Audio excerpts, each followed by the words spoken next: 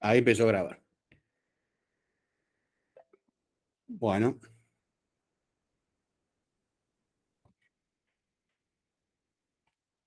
entonces esta prueba en realidad la vamos a dividir en dos partes. Recordemos que DINITS trabaja creando un network auxiliar y encontrando un flujo bloqueante en el network auxiliar. Entonces primero vamos a, y luego repite y crea otro network auxiliar y otro network auxiliar, etc. Entonces primero vamos a dar una cota superior para cuántos network auxiliares puede haber, y luego vamos a ver cuánto demoramos en cada network auxiliar. Y vamos a juntar esas dos cosas para obtener la complejidad total. Finalmente vamos a dar algunos detalles sobre el network auxiliar, sobre cómo se implementa un network auxiliar en una computadora, porque a mano es fácil, sobre todo en los ejemplos que le vamos a dar, pero en la computadora hay que tener en cuenta algunas cosas.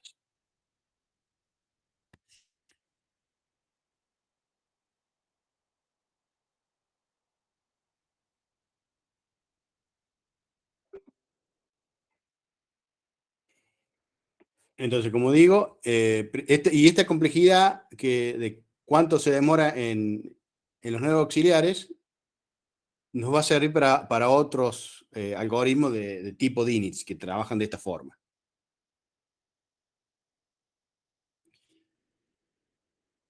En el ejemplo que vimos en la clase pasada, yo les hice notar, había varios network auxiliares que usábamos, y les hice notar que entre un network auxiliar y el siguiente, la cantidad de niveles que tenía cada network auxiliar aumentaba. Y bueno, les dije que esto es algo que pasa siempre. Y ese es el teorema que vamos a demostrar. La distancia entre S y T aumenta entre networks auxiliares sucesivos.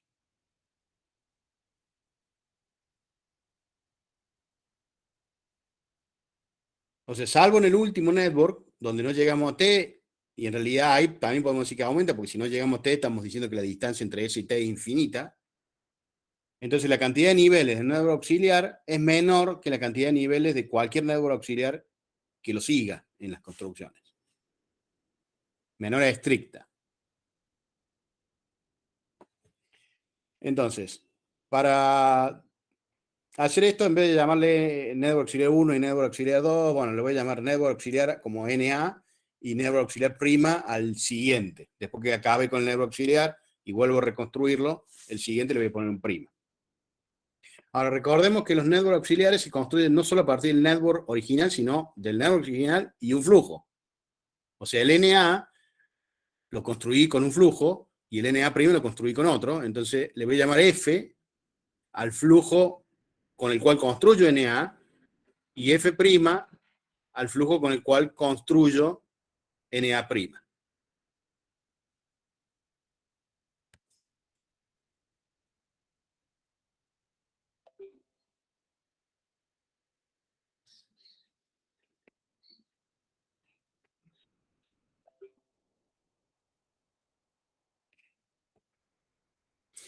Como siempre vamos a introducir estas distancias, bueno, como siempre no, pero como hicimos antes, la distancia esta que habíamos definido en el Moscar, que es la distancia de Ford-Fulkerson, o sea, desde X le voy a llamar la distancia entre S y X relativo al flujo F, y D' lo mismo, pero relativo al flujo F'.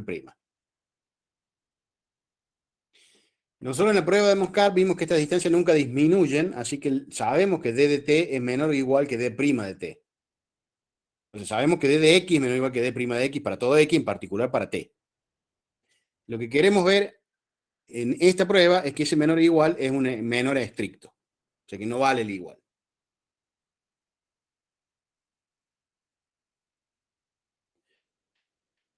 Entonces, el primer caso trivial es, supongamos que NA' es el último network. Bueno, entonces, como dije, si es el último, o sea, el donde no llegamos a T. Entonces, la distancia es infinita, la D' y listo. La otra era finita, ya está, aumentó. Entonces, lo que vamos a suponer es que no, que son networks que están en el medio de la corrida. El NA' es un network que tiene el T, y lo que quiero ver es que la distancia prima de T, que es un número, va a ser un número mayor que el número D de T. Entonces, el T va a estar en NA', y como está en NA', hay un camino dirigido en el network auxiliar prima que va de S a T.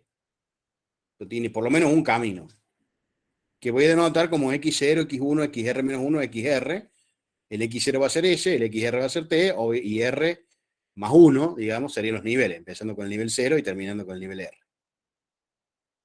Si este camino es dirigido en el network auxiliar prima, corresponde a algún camino aumentante en el network original. Ahora, este camino dirigido en NA', miremos que en realidad no puede ser un camino en el network anterior, en NA.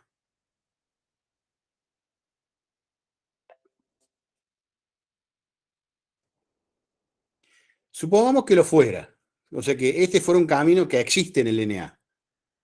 Pero recordemos que yo para pasar de NA a N', o sea, yo tengo mi flujo F, construido el NA, me encuentro un flujo bloqueante y con ese flujo bloqueante modifico el flujo F y me quedo con F'. Para modificar F y pasar a F', tengo que haber bloqueado NA, lo cual significa que todo camino, bloqueante era que todo camino en NA, dirigido de ST, tenía por lo menos un lado saturado en el network. Entonces, cuando pasé de F a F', cuando construí el F', ese camino lo tendríamos que haber saturado y por lo tanto no puede estar en NA'. Pero sí está. Me sonó una noticia como que alguien quiso meterse. Sí. ¿Y quién es este? Robert Hack. Ah, sí, es un alumno. No sé por qué hay gente que no los deja conectar automáticamente. Creo que es porque no usan el mail de UNC o algo así, no sé.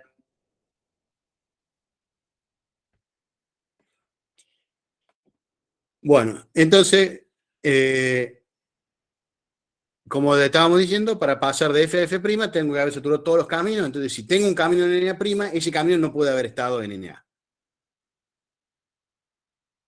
Entonces, sé que ese camino, que es camino en NA', no es camino en NA, entonces, ¿por qué no es camino? Tiene que pasar una de dos cosas. Una posibilidad es que no sea camino porque no existe algún vértice. Uno de esos vértices no está. Y la otra posibilidad es que estén todos los vértices, pero lo que falte sea algún lado, uno o más lados.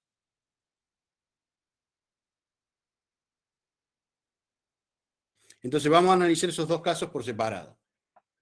Y en los dos casos recordemos que queremos ver que el D de T es menor a estricto que el D' de T. Entonces, el primer caso, algún vértice no está.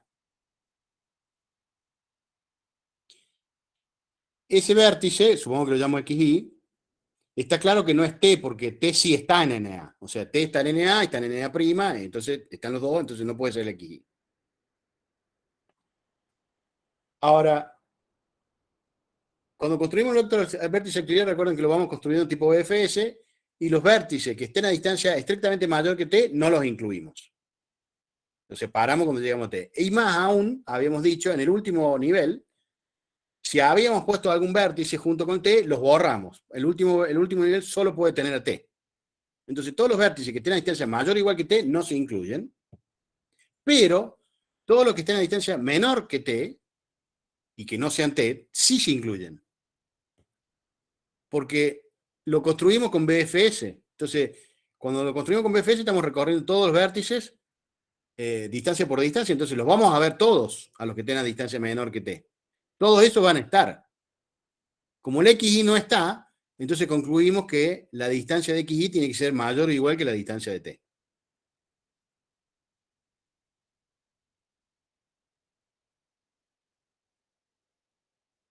Y vimos en Demoscarp que D es menor o igual que D', entonces, además de la desigualdad 1 de que D de T es menor o igual que D de XY, sabemos que la distancia de XY es menor o igual que D' de XY.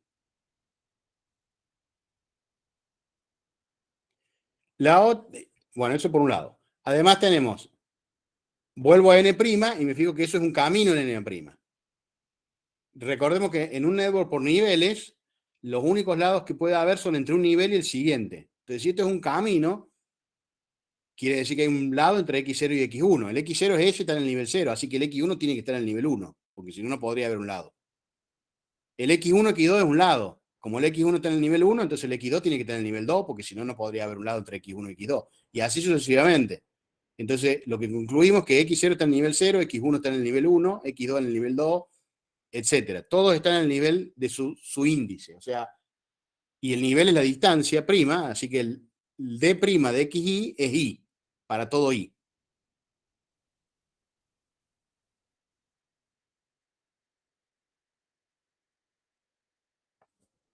También, como dije al principio, el xy no era t porque el xy no está y el t sí.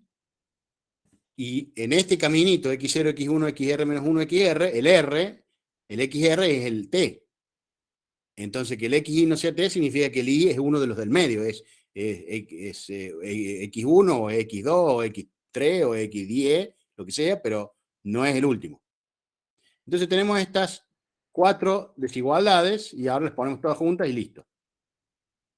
Entonces tenemos, la primera desigualdad era que d de t era menor o igual que d de xy. La segunda, que d de xy era menor o igual que d' de xy. La tercera, bueno, no es una desigualdad, sino una igualdad, que el d' de xy es el y. Y la última, que el y es menor que el r, y el r es el d' de t.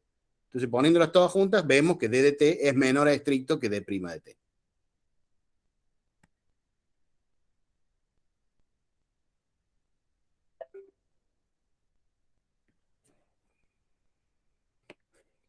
Entonces, este es el caso fácil, porque justamente, esencialmente lo que pasa es que como hay un vértice que no está, vale la desigualdad 1 ahí.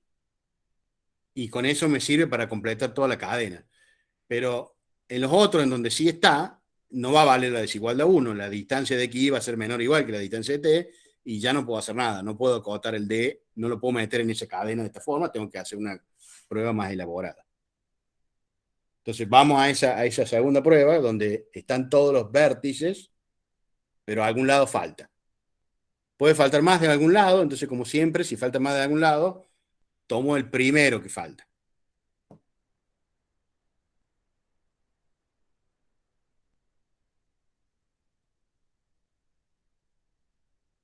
De vuelta podemos usar el Moscar, sabemos que la distancia del xy más 1 es menor o igual que la distancia prima del xy más 1, y la del xy también, entonces todos. Pero en particular, nos concentremos en esa desigualdad de que el d de xy más 1 es menor o igual que d' de xy más 1, y como es un menor o igual, entonces tenemos dos subcasos, que ese menor o igual sea un menor estricto o que sea un igual.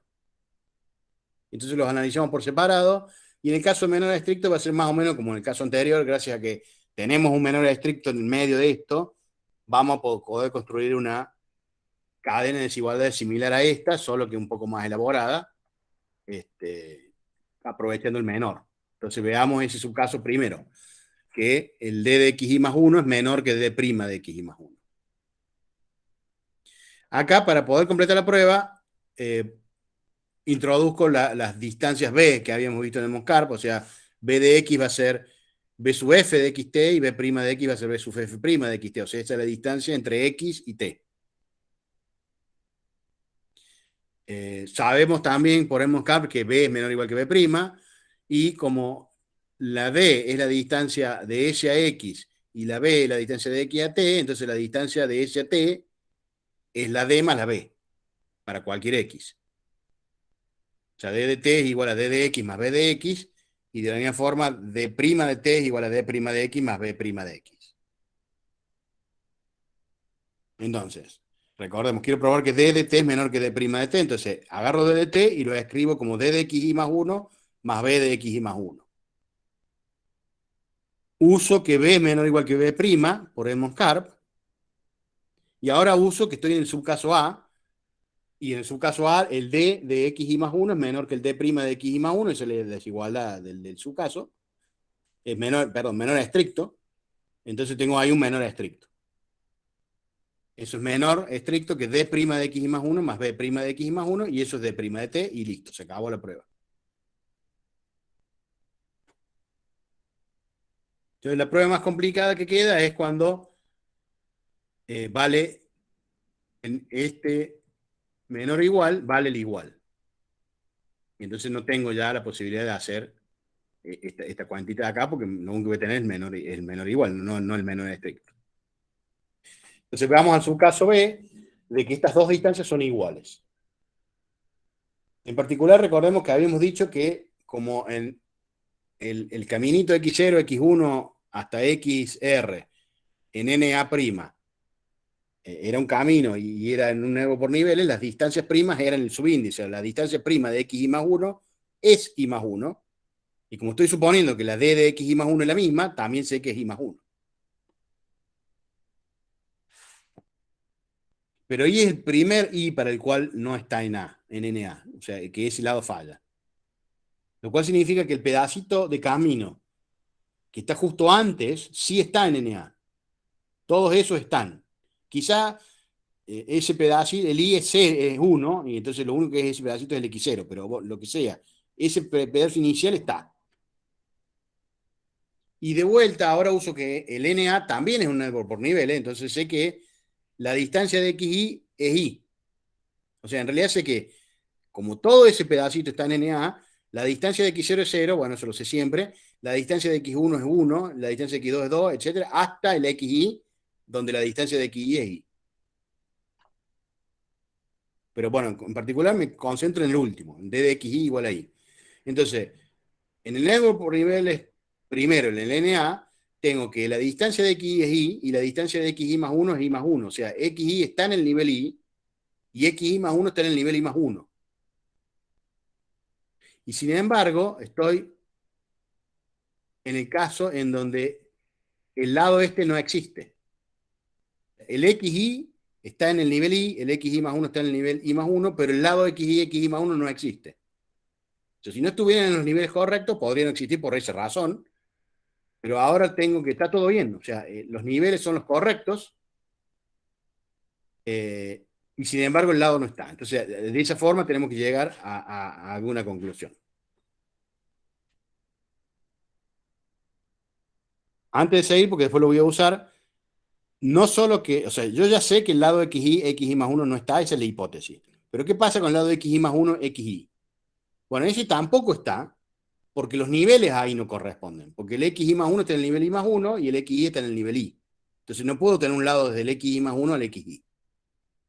Esto lo voy a usar más adelante, pero lo recalco ahora porque sale del hecho este de que uno está en el nivel Y y el otro en el nivel Y más 1.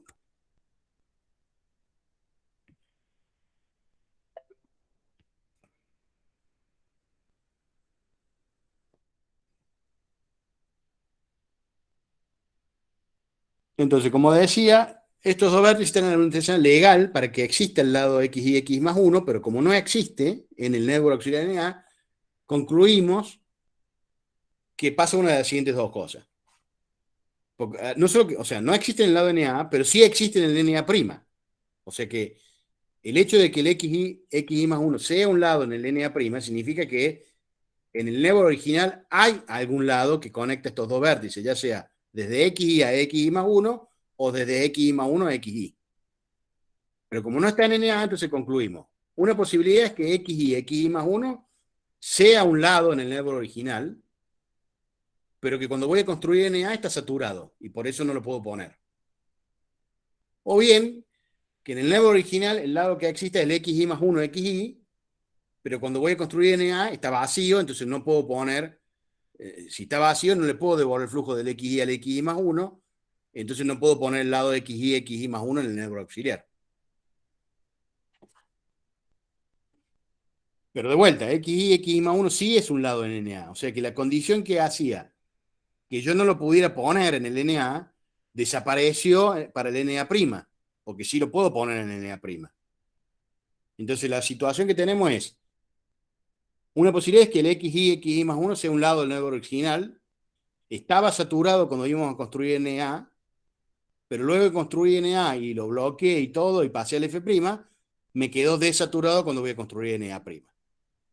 O bien, el lado XY más 1 XY es el que es un lado del network original, estaba vacío cuando construí NA, pero no vacío cuando construí NA'.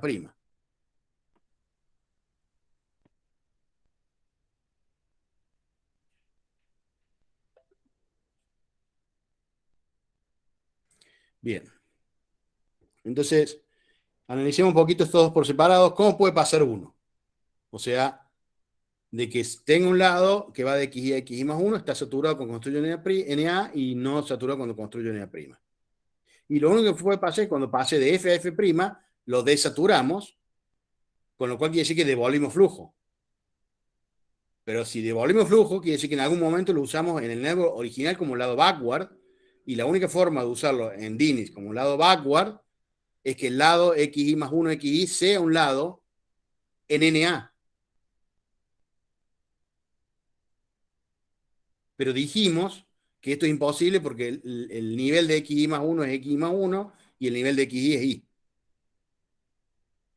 Entonces, para desaturarlo, tengo que haber usado el lado de XY más 1 XY, que no puede ser un lado de NA, entonces es absurdo.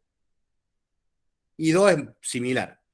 Para pasar de F a F' en el caso 2, o sea, en el caso de que el lado que existía de XY más 1 estaba vacío y luego no vacío, tengo que haber mandado flujo por ese lado. Y por lo tanto, si mandé flujo por ese lado tiene que existir en el lado NA, y de la misma forma sabemos que no existía porque uno estaba en nivel I más 1 y el otro en nivel I. Entonces tenemos un absurdo. Y con eso se acaba la prueba. O sea, del subcaso B y por lo tanto de todo el teorema. Entonces, efectivamente, la distancia aumenta entre networks auxiliares consecutivos de Dirichlet.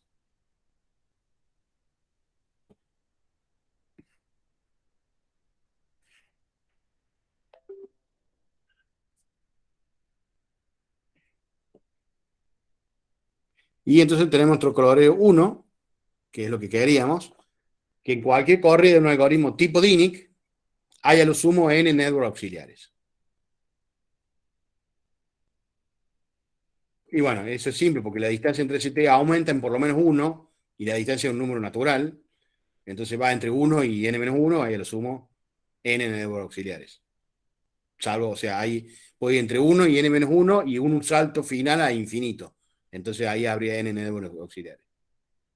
Obviamente sería un caso sumamente raro de que justo en todas las distancias intermedias aparezcan, pero podría pasar, pero ese sería el peor caso posible. Y con esto entonces sacamos un corolario general, que, que es como un teorema, pero lo vamos a poner así como un corolario porque se deduce de esto, de cómo es la complejidad de todos los algoritmos tipo DINIC, o sea, de los algoritmos que funcionan construyendo nuevos auxiliares y encontrando flujo bloqueante de alguna forma. Y en particular, entonces, después vamos a poder probar la complejidad DINIC, pero nos va a quedar el teorema general para los otros casos. Entonces, supongamos que a la complejidad de hallar un flujo bloqueante en un network auxiliar con un algoritmo tipo DINIC concreto le llamo CFB por complejidad de flujo bloqueante. Entonces, la complejidad del algoritmo global va a ser O de n por m más CFB.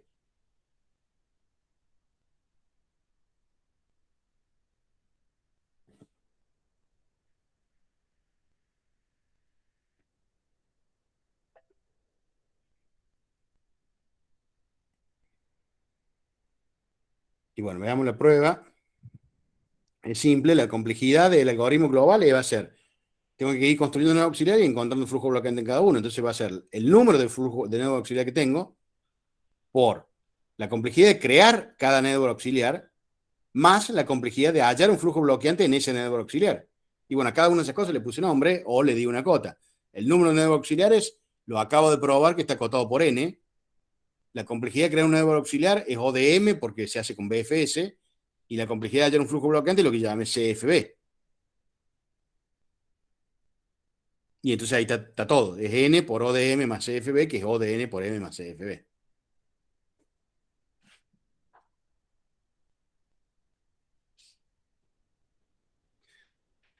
Con respecto a CFB, a mí no se me ocurre ninguna forma de que la complejidad de hallar un flujo bloqueante sea menor que O de m. Porque tenemos que hallar un flujo bloqueante, tenemos que estar seguros que en cualquier camino entre S y T haya por lo menos un lado saturado. Y no se me ocurre ninguna forma de hacer eso sin leer por lo menos una vez todos los lados.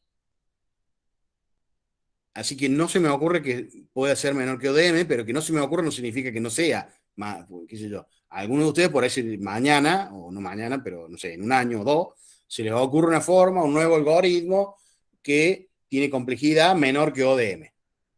Entonces, por eso, como podría ser menor que ODM, lo pongo de esta forma. O sea, básicamente lo que está diciendo esto es ODN por M, si la complejidad de hallar un flujo bloqueante es menor que M, y es ODN por la complejidad de hallar un flujo bloqueante si es mayor o igual.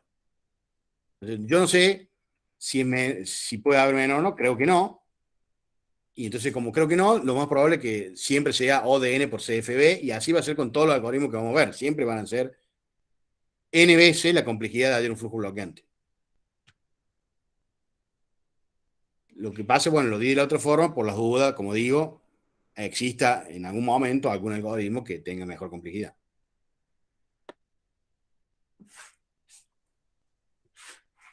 Entonces, ahora vamos a probar la complejidad del algoritmo de Diniz en particular, justamente usando, la complejidad va a ser n veces hallar la complejidad de hallar el flujo bloqueante en Diniz. Y la clase que viene vamos a dar otro algoritmo y esa complejidad de hallar el flujo bloqueante va a ser distinta y entonces va a tener otra complejidad.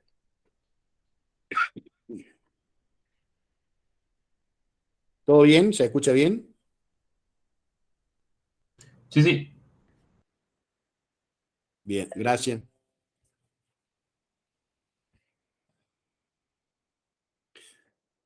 Recordemos que en realidad Diniz había dado una versión y Eben había dado una versión modificada ligeramente de ese algoritmo, y en realidad se pueden modificar en diversas partes los algoritmos dependiendo de cómo se implementen ciertas cosas. O sea que en realidad hay muchos algoritmos eh, que podríamos llamar Diniz, dependiendo de cómo uno lo implemente.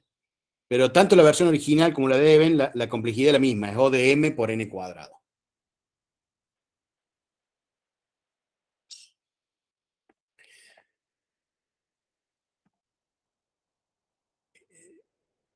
¿Que esto es una ventaja o no es una ventaja? Bueno, si el network es ralo, supongamos que tengamos un network que sea las calles de Córdoba.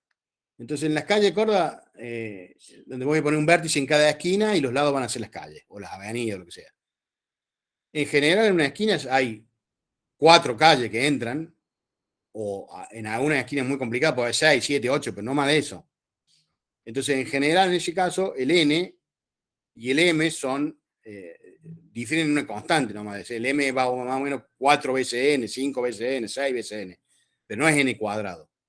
Entonces, en ese caso el M es O de M es O de N, y por lo tanto en O de M N cuadrado queda una complejidad O de N cubo en Diniz. Y Edmund Carr tenía una complejidad O de N M cuadrado, pero si el O de M O de N también da O de N cubo. Y los mejores algoritmos son, bueno, hay algunos que son un poco mejor que O de N cubo, pero los que vamos a ver nosotros, el mejor va a ser O de N cubo. Entonces serían todos, cuando es ralo, son todos equivalentes en cuanto a complejidad, peor caso.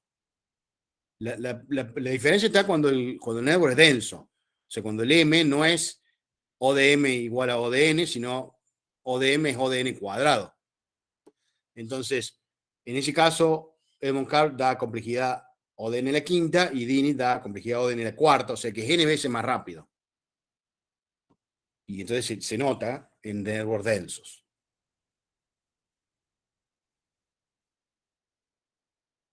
Entonces, nosotros, de vuelta vuelvo acá, quiero comprobar que la complejidad es O de M cuadrado, y tengo esta de que la complejidad va a ser O de N por CFB.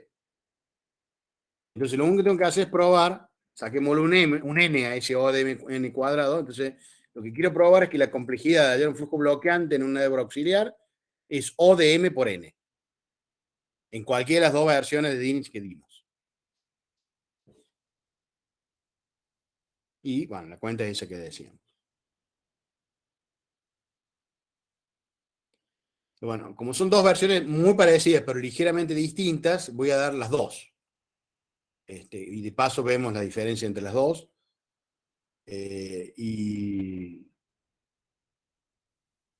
Acá está escrito primero la de Dini y después la de Eben. No sé si no debería haberlo puesto al revés, pero voy a seguir el orden en que está escrito. Entonces, recordemos la versión original de Dini, que es lo que pasaba.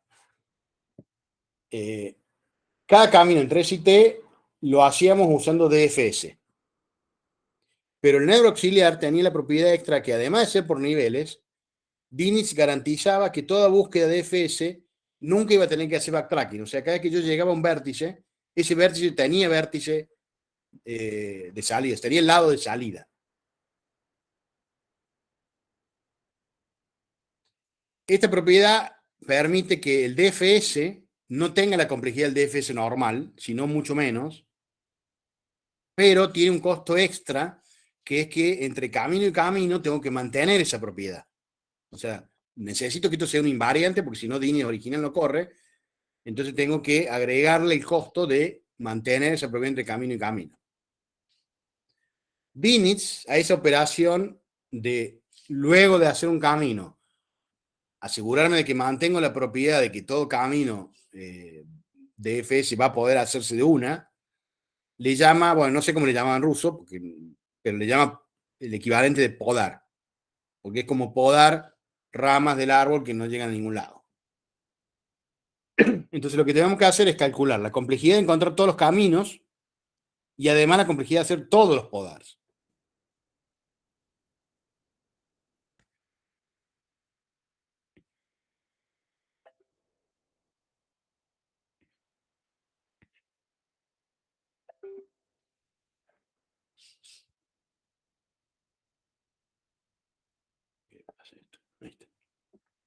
Entonces, primero la complejidad de encontrar todos los caminos porque es la parte fácil con Dinitz. Con Even no. Pero con Dinitz es muy trivial por la propiedad que tiene los networks. Entonces, construir un camino dirigido desde S a T en un network auxiliar del tipo Dinitz es muy fácil. Simplemente tomo como pivote S y mientras no llegue a T, tomo cualquier vecino del pivote P, agrego PQ al camino y luego muevo el pivote Q. Cuando llegue a T, listo, tengo el camino. Y aclaro ahí, ese Q, cualquier vecino, sé que existe por la propiedad esta que decimos que el nervo tiene esa propiedad. Entonces, fíjense que esto estoy moviendo, muevo el pivote N veces, y bueno, lo muevo R veces, donde R es la cantidad de niveles, y el R es a lo sumo N. Entonces, en este tipo de network, DFS tiene complejidad O de N para llegar a T. Mientras que el DFS normal tiene complejidad O de M, porque está todo el tiempo yendo y volviendo, yendo y volviendo. Esta fue la idea que tuvo Dinitz. Es decir, ¿cómo puedo hacer? Porque si la complejidad fuera la de DFS normal, yo no gano nada. Porque fíjense, tendría eh, acá CFB, si cada camino aumentante tuviera complejidad ODM, como voy a tardar a lo sumo m veces, porque podría ser que cada uno borre solo un lado, tendría ODM cuadrado, entonces me quedaría ODM cuadrado por n, y no gano nada con respecto a Moscar. Pero Dini, lo que se le ocurrió, aún sin saber lo de Moscar, era cómo hacer para hacer más fácil el DFS, y era mantener esa propiedad en el network auxiliar. Entonces la complejidad de cada camino es ORR, donde R es el número de vértice, y como dije antes, como R menor que N es O de N. Entonces eso es la complejidad de un camino. Después tengo, obviamente lo tengo que construir y después lo tengo que recorrer de vuelta para calcular el epsilon, pero eso es otro ODN. Y después cuando lo recorra voy a ir borrando los lados saturados, pero eso es haberlo recorrido el camino. Y entonces, ¿cuántos hay? Y bueno, como dije antes, como cada camino satura y borra un lado, recuerden, borramos un lado, entonces a lo sumo va a haber m caminos. Entonces cada camino es O de n, y ahí a lo sumo m, entonces la complejidad total de encontrar todos los caminos es O de m por n.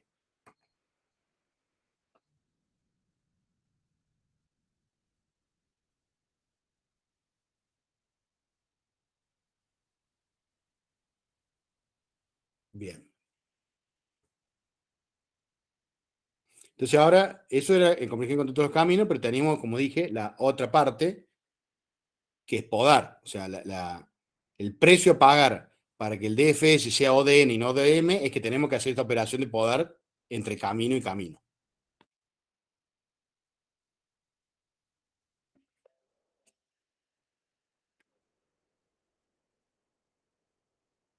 Entonces, primero, ¿cuántos podar hay?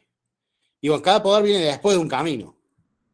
Además, el primero de todo, porque recuerden que Dini lo que hacía, esto lo tiene que meter en todo momento. Entonces, yo construyo un nuevo auxiliar y lo primero que hago antes de buscar un camino es podarlo. Entonces, tendría la cantidad de caminos posibles más uno extra, o sea que a lo sumo serían m más 1, en el peor caso posible, pero el peor caso posible sería que el podar no borra nada, entonces serían m más 1 triviales.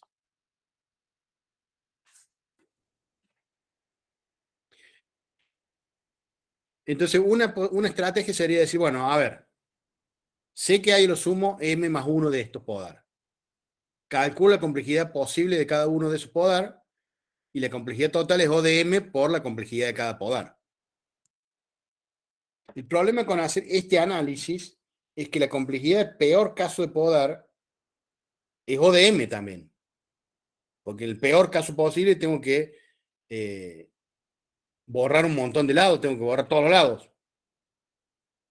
Y entonces, si este análisis me daría que la complejidad del peor caso es O de m cuadrado y no gané nada. Pero fíjense que hay como un balance acá. O sea, si un podar borra muchos lados, entonces no puede haber m más un caminos, porque ya borré un montón de otros lados antes. Entonces, no es esta la forma correcta de analizarlo, porque vamos a terminar poniendo una cota que no es realista. O sea, es más alta de la necesaria. Es cierto que uno puede decir, bueno,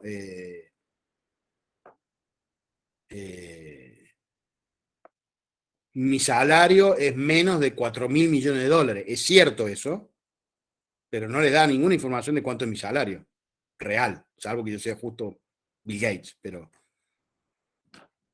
entonces no es buena idea hacerlo de esta forma. Pero Dini justamente se dio cuenta de eso, de que no tiene que tomar la peor complejidad y multiplicar, sino básicamente es como tomar la complejidad promedio. Y en realidad es simplemente calcular la suma de las complejidades y no una de ellas cada una de ellas por separado y por multiplicar. Entonces, ¿cómo es podar? Bueno, acá es donde digo que puede haber varias implementaciones distintas. Pero esencialmente la versión original lo que hace es va recorriendo todos los vértices, los vamos recorriendo de los niveles más altos a los más bajos, y nos fijamos si tiene lado de salida el vértice. Si no tiene lado de salida, lo borramos al vértice. Y si tiene lado de salida, lo dejamos como está, porque tiene que estar. Y bueno, ya ahí se nos complica el análisis porque podría ser que no tengan que borrar ningún vértice, tengan que borrar algunos vértices, tengan que borrar muchos vértices.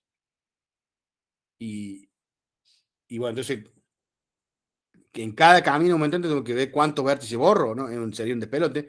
Pero eso es fácil de ver, que no crea un problema porque el vértice cuando lo borré, lo borré. O sea, que cada vértice se borra una sola vez. No es que lo borro y después lo vuelvo a agregar. Así que eso no es tanto problema. El problema es que cuando borro un vértice, tengo que borrar todos los lados de entrada al vértice también, porque eso significa borrar el vértice. Y entonces ahí podría ser que haya que borrar un lado o ningún lado, porque podría ser justo que hay un vértice que está aislado por ahí dando vuelta, o tenemos que borrar casi todos los lados del dedo porque entran casi todos. ¿Vale? Entonces, en el peor caso, de vuelta, me daría mal, me daría que ODM y complique el análisis. Y como digo, entonces la clave es sumar, es ver la suma de todos los poderes en conjunto, teniendo en cuenta la estructura particular que tiene de que van borrando cosas. Entonces, para poder analizar esta complejidad, vamos a dividir la complejidad de poder en dos partes. Una parte que es la complejidad de la parte en que yo voy recorriendo los vértices y mirando si tienen lado de salida o no. Nada más que eso, o sea, ir recorriendo los vértices y mirándolos. O sea, esencialmente lo que tengo que hacer es mirar el grado de salida. Y después le mandaba B de borrar, B de X a borrar todos los lados de entrada de un vértice X. Entonces lo que hacemos con podar es básicamente hacer la primera parte, PB, podar ver, digamos, mirando todos los vértices, nos detenemos en los vértices para los cuales no tienen lado de salida, eso triggerea que tenemos que activar B de X, activamos B de X, lo ejecutamos y seguimos. Entonces, cada PB es recorrer todos los vértices y mirar simplemente el grado de salida. O sea, mirar el grado de salida es O de 1 y hay n vértices, así que PB es O de n. Para cada podar, ¿no? Entonces, hay un PB en cada podar, hay a lo sumo m más 1 podars, entonces hay a lo sumo m más 1 PB en total, cada uno tiene complejidad O de n. Entonces, la complejidad global de todos los PB, de simplemente recorrer todos los vértices, es O de n por m. O sea, básicamente tenemos que recorrer todos los vértices una vez por cada camino aumentante y puede haber a lo sumo m camino aumentante, entonces vamos a tener O de n por m. Pero eso no es problema porque es lo que queremos.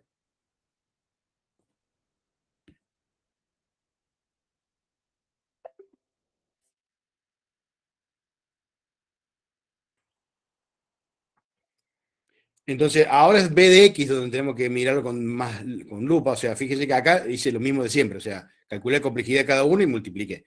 En los B de X no podemos hacer eso, porque una, no sabemos cuántos B de X se hacen y además no sabemos cuánto es la complejidad de cada B de X. La complejidad de un B de X para un X concreto es O de grado de X, porque tengo que borrar todos los lados que entran. O sea, ahí es el grado de entrada de X, pero estoy suponiendo que es un vértice que no tiene lado de salida, así que sería el grado total. ¿Y cómo hago para borrar lados? En realidad, hay formas de programar esto más complicadas que desvían la complejidad por otro lado de forma tal que el B de X sea O de 1. En otro caso sería O de N o incluso peor, podría ser O de M. O sea, depende mucho de cada uno cómo implemente borrar lados. Pero vamos a suponer que estamos usando una estructura relativamente racional y no muy complicada y que, bueno, borramos los lados de forma usual. Entonces, vamos a tener que borrar un lado por cada uno que entra a X, va a ser O de grado de X. Si quieren pensar en otro caso como ejercicio, eso se los dejo como ejercicio. Entonces, en el caso natural de decir, bueno, lo voy a ir borrando uno por uno y me va a dar O de grado de X, fijémonos que ese X, como dije antes, no se vuelve a hacer más B de X porque lo borré.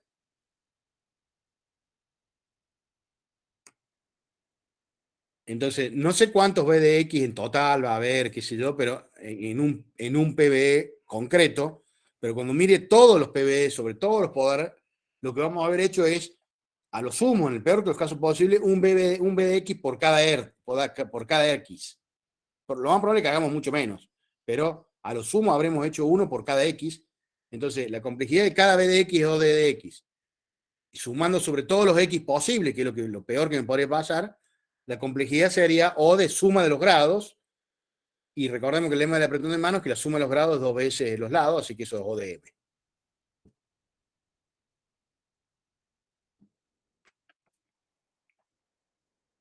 Entonces, la complejidad total de buscar todos los caminos y borrar los lados saturados cada vez que encontramos ese camino es O de N por M.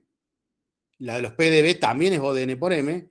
Y la de borrar todos los lados por cada de los poder es simplemente O de M. Es más barata todavía. Entonces la suma total es O de N por M y listo.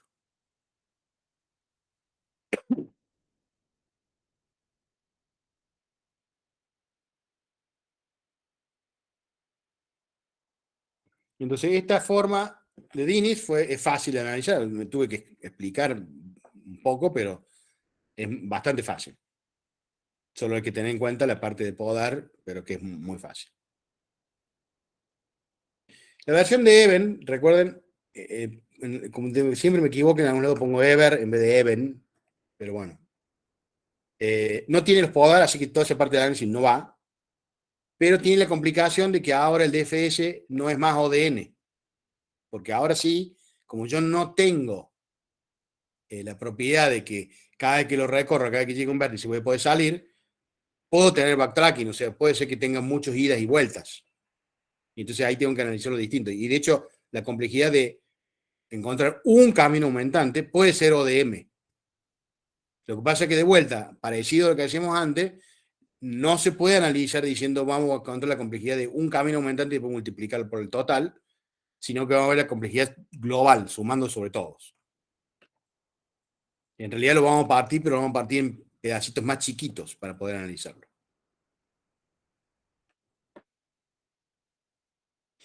Entonces, para esta versión, o sea, la versión de Dini es tan fácil que ni siquiera necesita dar un pseudocódigo, pero para esta sí voy a dar un pseudocódigo. Y para que quepa todo el pseudocódigo en una sola página y se pueda ver, le voy a dar nombre a subpartes del código para que después podamos referirnos a ellas. O sea, ese pseudocódigo es solo el pseudocódigo de encontrar flujo bloqueante, nada más.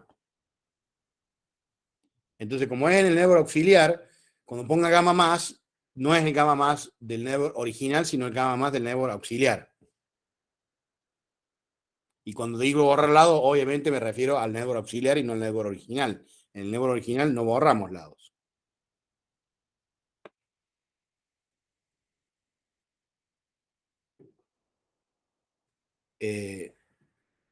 Y recordemos que había dicho yo algo de que cuando hacemos el DFS en Even y volvemos para atrás, borramos el lado por el cual volvemos, para no tener que volverlo a repetir más adelante. Hay dos formas de hacer esto. O bien borramos el lado, o bien hacemos una especie de podar localizado y borramos ese vértice del cual estamos volviendo. Yo voy a analizar la versión de que borramos el lado, porque la versión de que borramos el vértice es muy parecida a la de podar. Entonces eso se la dejo como ejercicio. Es más complicada, además de programar, y entonces en general uno programa, cuando lo hace con Even, uno hace la de borrar el lado. Entonces veamos partes del código. Primero, la parte de avanzar.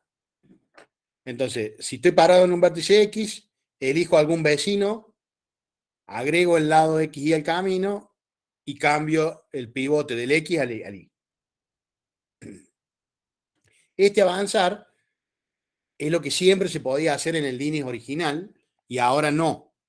Entonces, este avanzar solo se lo podemos ejecutar si el gamma más es no vacío. O sea, antes de un avanzar en el pseudocódigo vamos a poner un if para chequear que sea no vacío. Porque en DNIS no lo necesitábamos porque lo sabíamos y acá no. Entonces lo tenemos que chequear.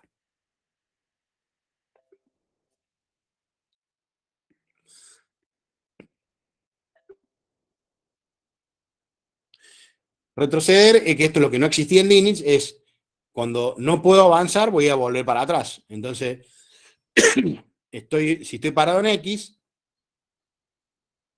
va a ser porque llegué a X por medio de un camino. Entonces, lo que hago es mirar el vértice anterior a X en la pila, digo, el que estuve haciendo para llegar a X, y borramos ese lado del camino cuando estamos retrocediendo. Lo borro del camino y del nebro auxiliar. Y movemos el pivote para atrás de X a Z.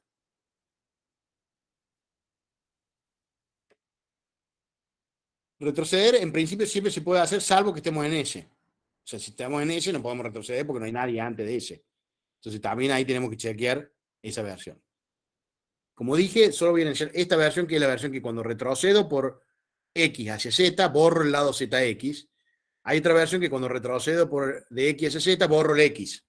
Y entonces no solo borro el ZX, sino todos los lados que entraban a X, o sea, hacer un B de X. Y esto, bueno, como digo, es muy parecido a lo otro, entonces lo dejo como ejercicio.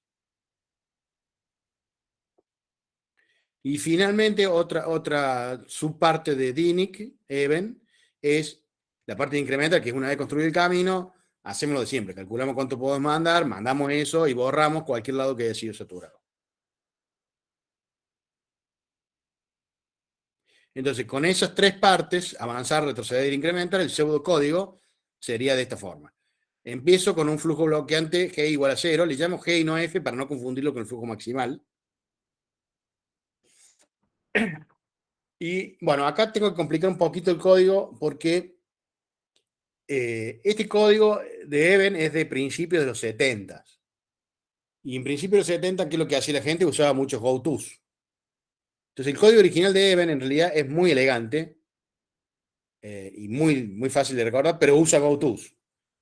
Y acá en Fama es como que está prohibido usar GoTo, hay una herejía y no podemos, y etcétera, etcétera. Entonces, para evitar que me quemen vivo en una hoguera, hago una versión sin GoTos. Pero si es sin goToUs, tengo una recursión con varias, tengo que salir de la recursión, necesito una flag para poder salir, le llamo stop flag, igual a 1. Entonces, mientras esa flag sea 1, ¿qué hago? Y bueno, lo de siempre, empiezo la cola, o sea, empiezo el camino de path, formo por S y tomo como pivote X igual a S. Y mientras no llegue a T y tenga la stop flag, o sea, me diga que sí, que siga, voy a tratar de avanzar. Entonces me voy a fijar, si X tiene vecinos, avanzo, y esto sería como el DNS original. Y si no, retrocedo. Pero retrocedo solo si no es ese. Y si el primer if me dio falso, porque no tiene vecinos para adelante, entonces tengo que retroceder. Pero cuando voy a chequear el segundo if, también me da falso porque es ese, entonces no puedo ni avanzar ni retroceder. Y bueno, entonces ahí no puedo hacer más nada. Y ahí sí cambio la stop flag a 0. Acá, si fuera guía por la convención que yo a veces usaba en el pizarrón, tendría que poner varios end whiles y end ifs, que no los estoy escribiendo porque si no, no me cabe en la página.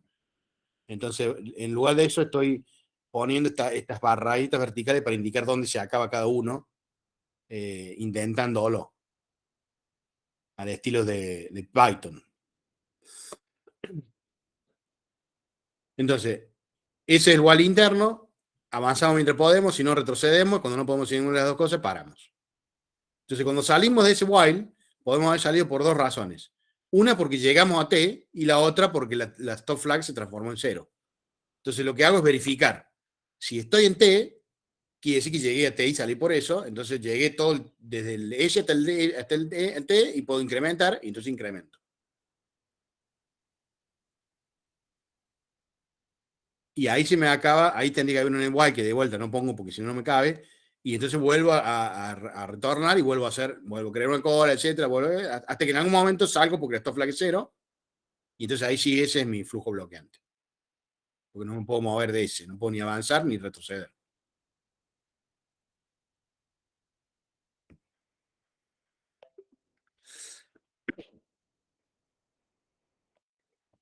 Entonces el DFS de acá de Even es este while interno, que como se ve claramente tiene el while interno de DNIX original, no tenía los retroceder, y entonces era fácil de analizar, pero acá tenemos muchos avances y retroceder, entonces esto no es ODN. Entonces veamos, como acá estamos siempre usando muchos avanzar, muchos retroceder, muchos incrementar, primero veamos la complejidad de cada uno de ellos, de cada avanzar, de cada retroceder y de cada incrementar. Entonces el incrementar lo hago al final de todo cuando ya tengo construido el camino. Es un camino nuevo por niveles, y lo único que tengo que hacer es recorrerlo, así que va a ser ODR y el R menor que el N, así que eso es ODN. Y volverlo a recorrer también es otro DN, o sea que todo el incrementar es ODN.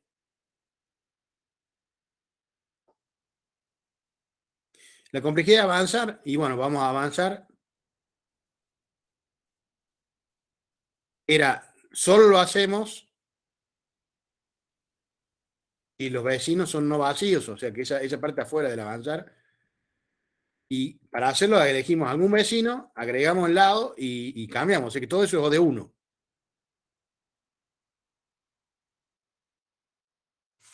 Entonces, cada avanzar es O de 1. Y el retroceder también, porque volverse para atrás, borrar un lado, o sea, en la versión esta que es borrar solo un lado. Si en lugar de usar esta versión, usar la versión de que tengo que borrar todos los lados que entran al X, ya no sería más O de 1 y hay que analizarlo distinto. Por eso, pero eso es más parecido al análisis de la versión original de DNITS. Por eso analizo esta otra, que es más fácil, que es borrar nada más que el lado por el cual estoy retrocediendo. Entonces ahí sí es O de 1, es volver hacia atrás y borrar un lado. Entonces tenemos avanzar y retroceder son O de 1 y el incrementar es O de N. Pero tengo muchos de estos. Entonces, denotemos avanzar por A, retroceder por R, y luego de cada incrementar, tengo que retomar el while y hacer una inicialización, porque esa inicialización es O de 1. Entonces le voy a llamar a incrementar e inicializar, le voy a llamar I. Entonces, din y even es una sucesión de as, r e is. O sea, por ejemplo, a, I, a, R, a, R, R, a, R, a, R, a, I, etc. Como ejercicio, en realidad, este ejemplo que tipe está mal, porque no, nunca podría ser. Le dejo como ejercicio demostrar por qué concretamente ese ejemplo no puede pasar. Pero uno similar sí. Pero entonces uno estaría tentado de decir, bueno, miremos la complejidad de cada uno de estos while internos, que sería equivalente acá a mirar la complejidad de cada una de estas palabras que terminan en i.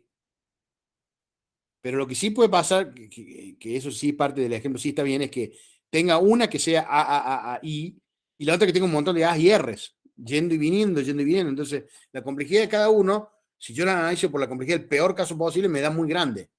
Entonces, no la tengo que analizar de esa forma. Entonces, en vez de dividirlos en palabras que terminen en I, lo voy a analizar en palabras que terminen en algo que no sea A. O sea, en todas las palabras que sean de la forma X, con X, R o I. Entonces, en el caso anterior, tendría una palabra de la forma I, esa sería una. La otra sería R. La otra sería de vuelta R. La otra sería R solo, o sea, no abre ninguna A, y la cantidad de A's puede ser vacío. Después tendría R, después tendría AR sería otra, AI sería otra, y así sucesivamente.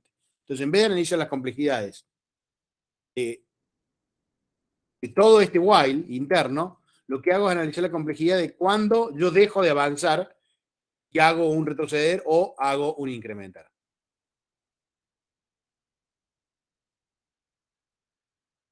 Entonces, si lo divido de esa forma, tengo que responder dos preguntas. Una, ¿cuántas de estas palabras X hay? Y dos, ¿cuánto es la complejidad de cada palabra? Y ahí sí podemos hacer la multiplicación de complejidad de cada palabra por cantidad de palabras.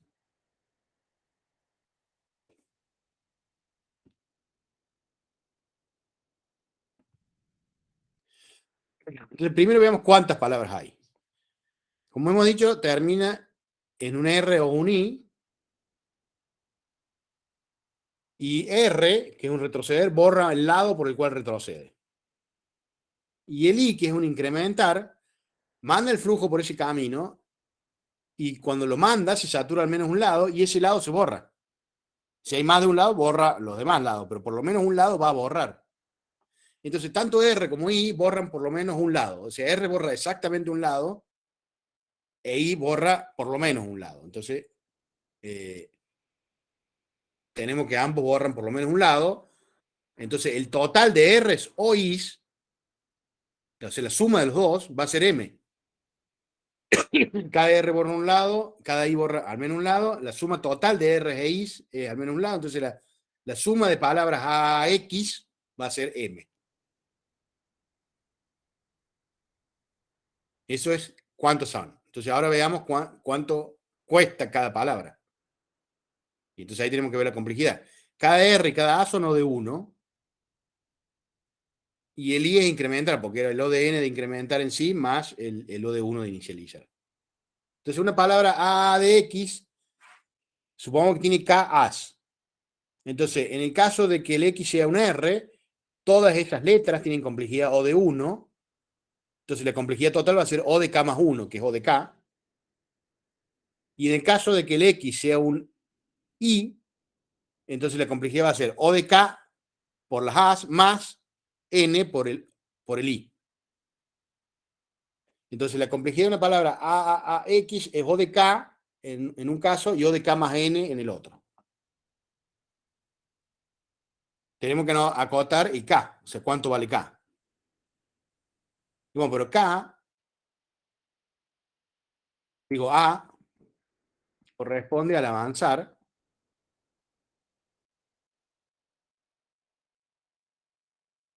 Y el avanzar, estamos eligiendo un vecino, agregando un lado y cambiamos el pivote y nos movemos al nuevo vecino. Y estamos en un network por niveles, o sea que si cambiamos de X a Y, donde X y Y era un lado, nos estamos moviendo de un nivel al siguiente nivel. Entonces el A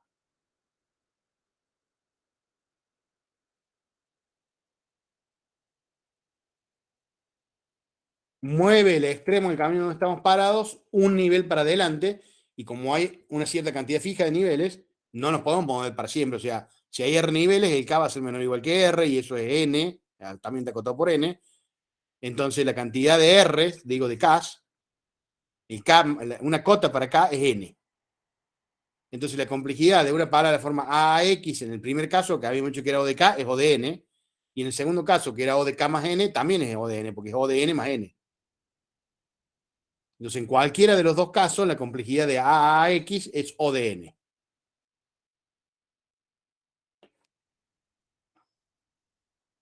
Entonces, lo que probamos es, hay a lo sumo M palabras, la complejidad de cada palabra es O de N, entonces la complejidad total del paso de encontrar un flujo bloqueante es número de palabras por complejidad de cada palabra, O de M por N. Y entonces eso determina demostrar la prueba de que la complejidad total es O de M por N cuadrado.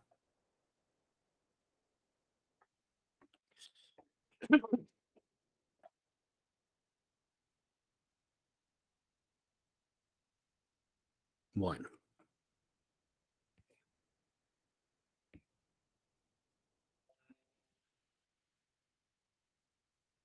Esto termina la prueba de Dirac. Ahora vamos a discutir algunas cosas,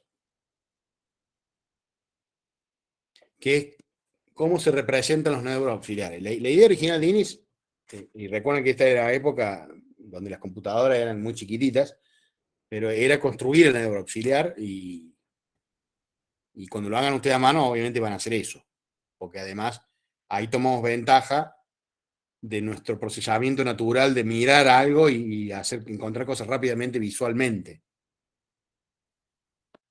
Entonces, pero en la computadora, ¿cómo haríamos? Bueno, en principio habría que volver a crear toda la estructura. Si tuviéramos una estructura network, tendríamos que crear otra, copiar todos los vértices ahí, copiar algunos lados, porque no van a estar todos, y no solo copiar algunos de los lados, sino además crear otros lados que no existen en el network original, porque serían los lados backward, que habría que mirarlos en el original y copiarlos acá, pero al revés. Entonces habría que hacer toda esa estructura y tener el network y listo. Otra posibilidad es crear el network auxiliar dentro del network original. Porque nunca estoy agregando vértices nuevos. O sea, en los networks originales todos tienen la misma cantidad de vértices o menos. Entonces, en realidad, lo único que necesitamos hacer es, de los lados del network auxiliar, o sea, indicar cuáles son los lados del network auxiliar. Y indicar cuáles son los lados del network auxiliar es decir quiénes son los vecinos de cada vértice. Entonces, lo único que necesitamos es, en el network original vamos a tener un asociado a cada vértice, un gamma más de X y un gamma menos de X. Y bueno, necesitaremos poner un gamma tilde más de X y un gamma tilde menos de X, que va a indicar cuáles son los gamma tilde más y gamma tilde menos del network auxiliar, y simplemente copiar a algunos de los vecinos que teníamos en gamma más al gamma tilde más o no, y a algunos de los vecinos que teníamos en el gamma tilde menos también copiarlo al gamma más, porque ahora van a ser el lado backward, y viceversa cruzado para el otro lado. Entonces no hace falta copiar toda la estructura, pero sí hay que tener estos otros conjuntitos extras.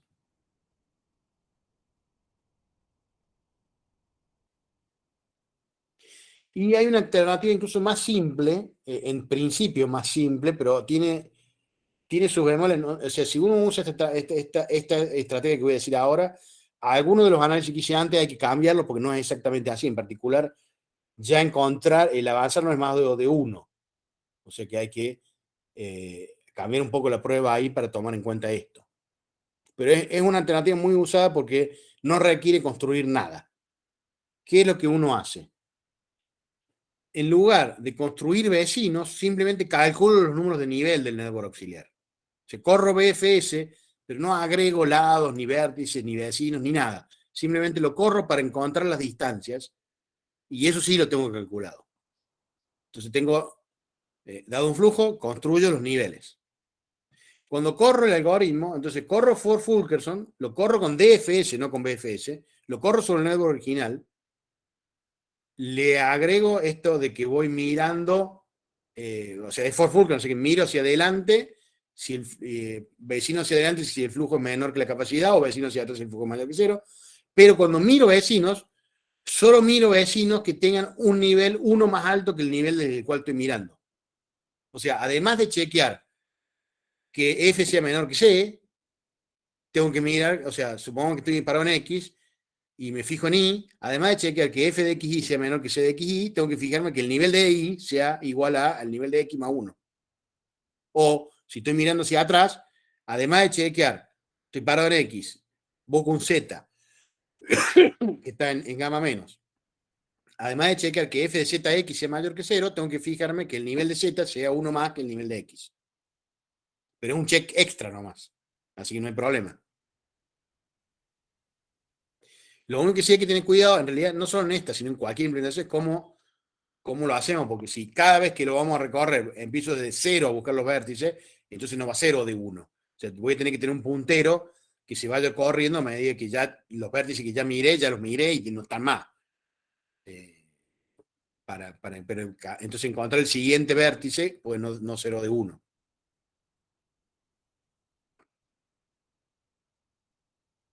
Y un detalle interesante que ganamos en este sentido por acá es, bueno, pero si yo no estoy agregando en ningún momento lados, ¿cómo hago para borrar lados?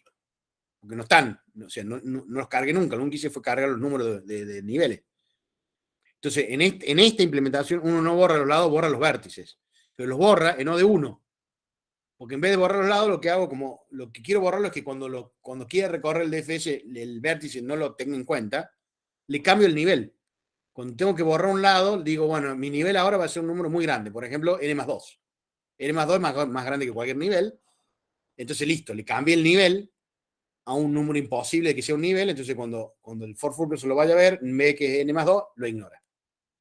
Entonces, en esta forma, pierdo un poco en encontrar vecinos, pero gano en el sentido de que cuando quiero borrar un vértice, chao, lo borré cambiándole el nivel. Y cuando no puedo construir más caminos con todas estas restricciones, entonces ahí sí borro todos los niveles, los recálculo usando otra vez DFS. En la computadora es mucho más eficiente, por lo tanto, en general se implementan de esta forma los algoritmos estos. Lo que pasa es que si los quisiéramos hacer a mano de esta forma, es más engorroso, porque hay que anotar todos los niveles, cambiar, qué sé yo, hacerlo a mano. Y en cambio, cuando uno dibuja el nervio auxiliar, uno lo mira y se da cuenta, porque construye el camino mirándolo. Hubo un año que lo hicimos así, lo hicimos todo a mano, con niveles y nada más, sin dibujar los nervios auxiliares. Y es interesante, pero es más complicado. Bueno, con esto terminamos DINIC y voy a empezar otro algoritmo ahora, que en realidad no lo voy a dar ahora, voy a dar como la introducción a este otro algoritmo y lo voy a dar el viernes en clase para explicándolo bien. Pero el PDF al cual voy a referirme ahora, este no lo voy a subir ahora, lo voy a subir después el viernes. Este de acá que acabo de dar sí lo voy a subir en un ratito, voy para allá y lo subo. Pero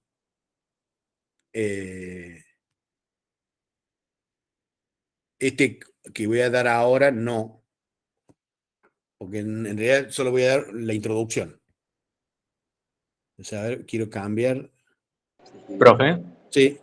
¿le molesta si hacemos un recreo antes de empezar el tema nuevo? Bueno, ¿cuánto tiempo? 5 minutos. Bueno, no, de igual no voy a demorar mucho, voy a demorar 10 minutos, menos. Pero bueno, hagamos 5 minutos. Entonces, pero entonces paro la grabación y seguimos con otra grabación después. Bueno, en 5 minutos vengan. Dale, dale, perfecto. Detengo la grabación.